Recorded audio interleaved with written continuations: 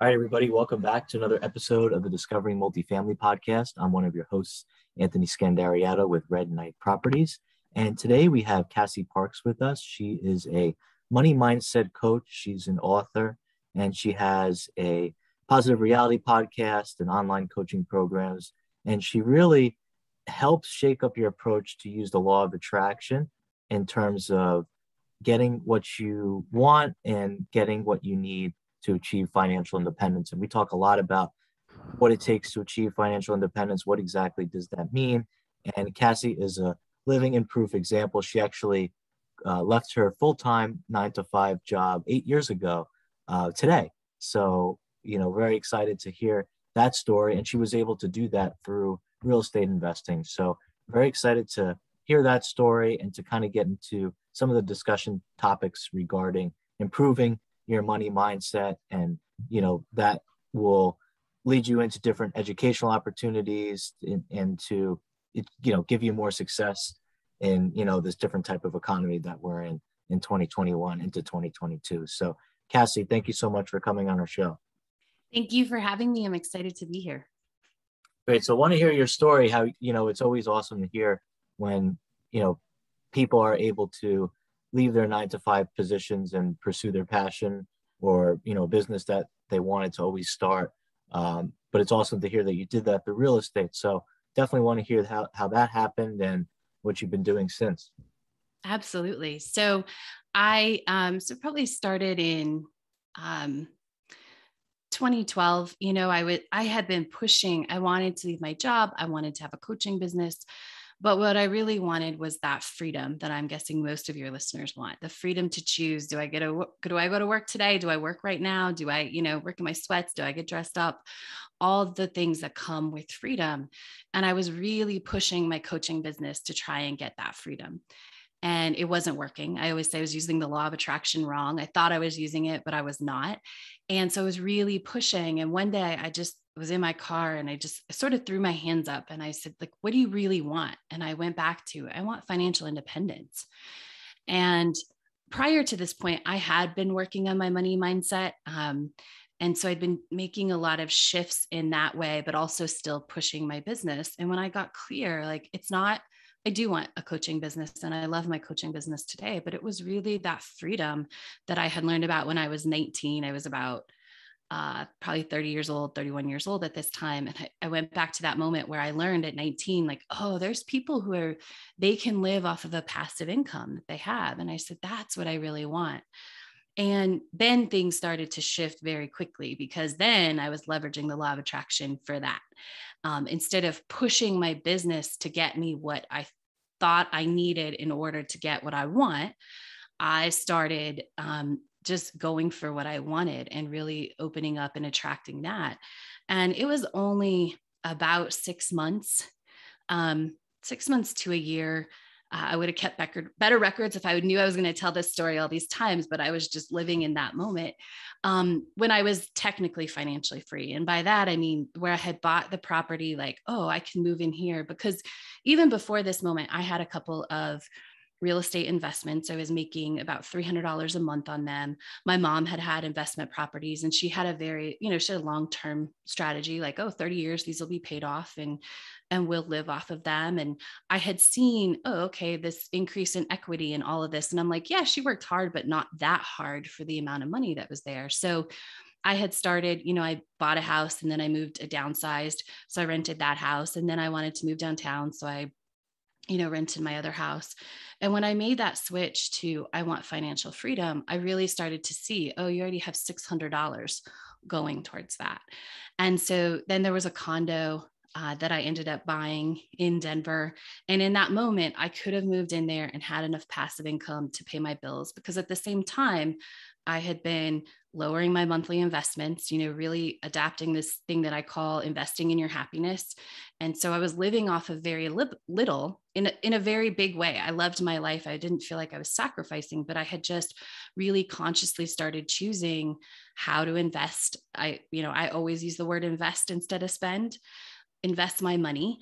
And so I was living off of very little because I was investing in the things that mattered most to me and gave me the most happiness, the most joy in return.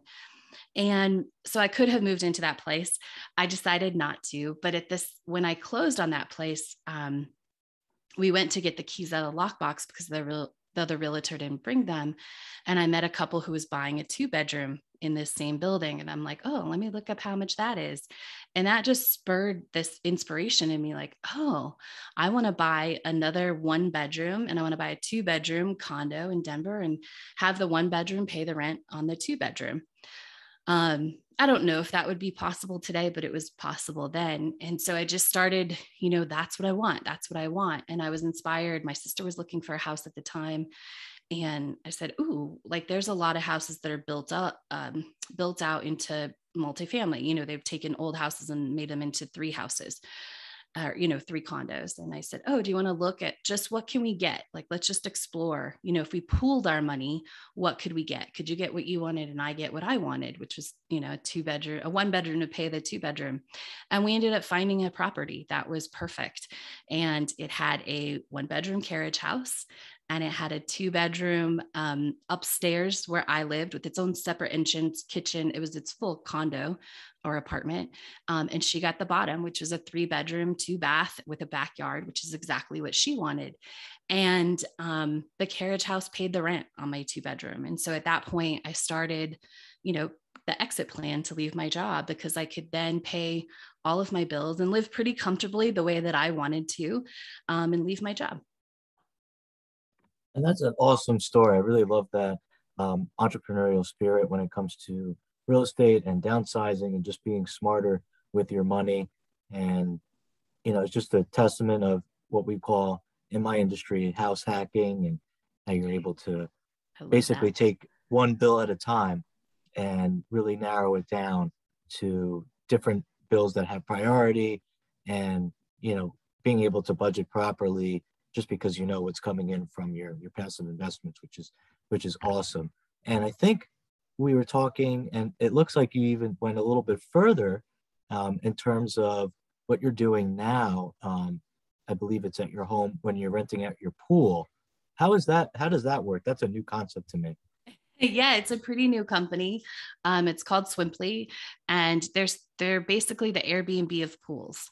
So we did it for the first time this summer. We started about midsummer, and people can book our pool by the hour.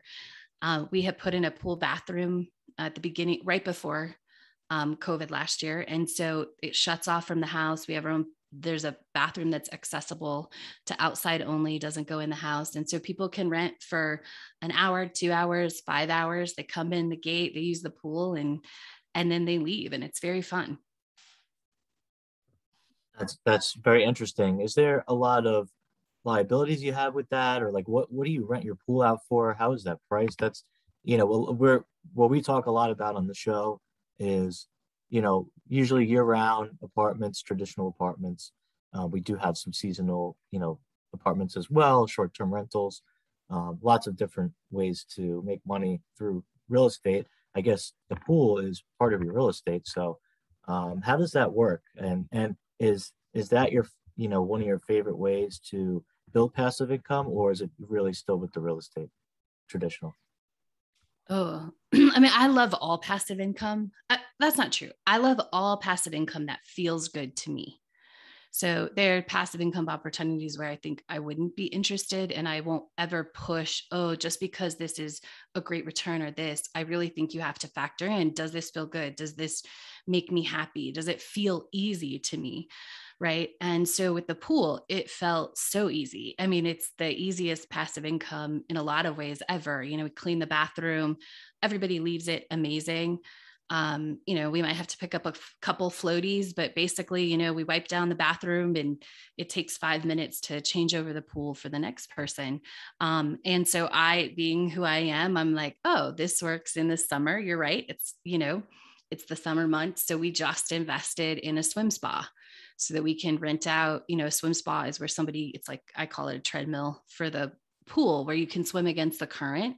So you can get that swimming workout, but it can also be a hot tub, a big hot tub. And so, I'm looking, and we invested in that, and we're going to start renting that in the winter months. And so again, fun and easy, because they come in and out. It's not fully passive because you do have to do the changeover, but for me, the investment of the time is well worth the investment of the money. And then, we're doing that process with my partner and having her see like, oh, there's different ways to make money, because that's not her traditional mindset. It's opening up as we've been together. We've decided that we have a top floor that has its own entrance. And so we're going to start Airbnb that, and do that way. But I love I love real estate. I love Swimply. I think I will love Airbnb as well. Yeah, no, absolutely. And there are different strategies. And when you're looking at evaluating passive income, they're not truly passive, even if you're investing with another person who's managing, your investment. You still have to, keep in contact with them and make sure that the investment strategy's been working. So let's get into the manifesting side. So why is manifesting money one of the best ways to learn how to leverage? We talk a lot about the law of attraction. So can we talk a little bit about that as well? Of course, one of my favorite topics. So I have found manifesting money is one of the best tools because we interact with money so often, right? People are listening to your podcast because they want to create passive income, interacting with that. They want to create the freedom. We've already talked about, budgeting and being aware of where our money is. So not every moment of every day, but many moments of every day, we get this opportunity to interact with money, which means we get to pay more attention to our thoughts about money. We get to pay attention to the story that we're telling about money. What are we putting out there? Are we putting out there that's creating and bringing it to us? Are we putting it out there that's keeping it at bay and saying, oh, we're not worthy, don't send more my way. And it's just because every decision I say, it determines whether you stop and get coffee in the morning, right? Money, this interaction with money, what we're thinking about money, how we want to be with money. When we pay our bills, we get that, we pay for the house we live in, whether we've already paid it off or not. If we're making a monthly investment for it, our car, all of that. There's so many opportunities to catch our thoughts and beliefs about money.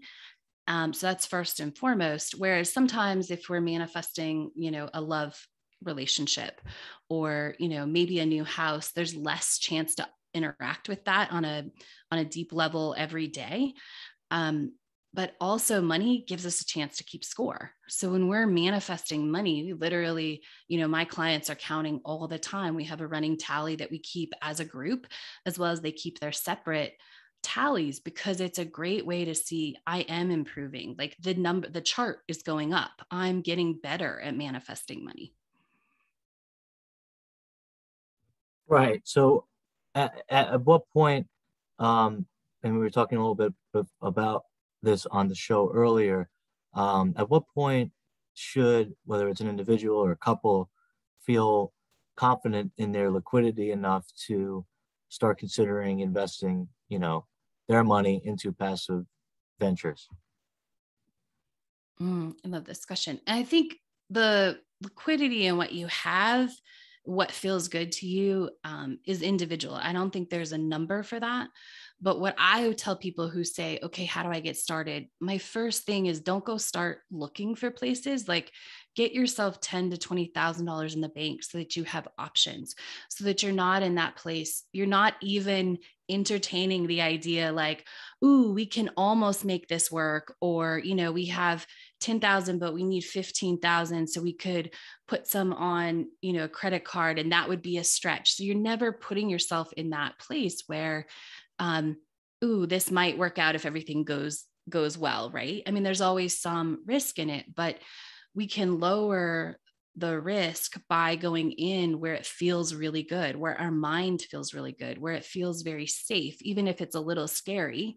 I always think when we're making, new, especially if you're new, you're making this investment, there's a little bit of fear, which is, I just think is excitement and it's newness. But anytime we can set ourselves up so that we're just not even able to have those like, ooh, I could stretch this, I could make this work, that we're not creating anything out of desperation, we're going to manifest a lot more money and a lot more ease, and everything is going to go a lot smoother. Right, absolutely. And is that, um, that figure that you used, is that dependent upon where you live in the United States? Because obviously there's different costs of living metrics that we look at. Where did you come up with that? I guess just from experience or? Mostly just from experience. And I think that I see people change. Like when you have ten to $20,000 in an account that you're like, I'm going to invest. Maybe it's not enough. Maybe you get 20 and you're like, oh, we need 40. Like 20 might not be able to get you anything in Denver right now. But once you get, but starting at 40 or 50 often feels too big for our minds. I'm never going to get there. I'm never going to get there. But if we build up the habit by getting to 10 and then to 20, we see that it doesn't have to be so hard, because very often what gets in the way is the thoughts about, oh, how long it's going to take, how big the number, how is that ever going to happen? So I always say start small, and then I think you have options. So if you're somewhere where, like maybe Denver, where real estate is higher, you're like, oh, we can't get anything here, but you go visit, you go visit your family. We recently looked at some properties. We went to visit our family in a small town in Kansas. Like, oh, we could do the math differently, and you can buy a house there for $50,000. And so 20 grand is almost half of that house versus not being enough here. And so you can start to look at all of your options instead of feeling like you don't have any options.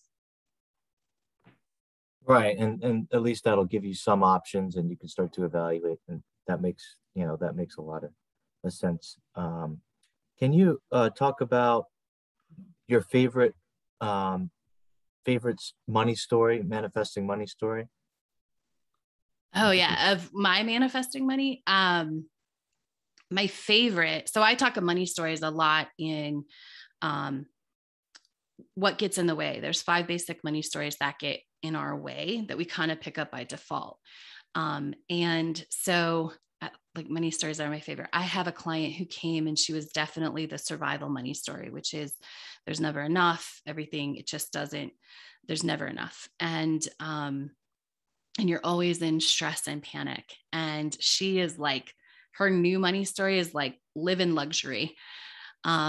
She just got back from this amazing luxury vacation. She went from sleeping on the floor to sleeping in this amazing glamping on the beach place in Mexico over the last 3 years, and getting ready to buy her own house.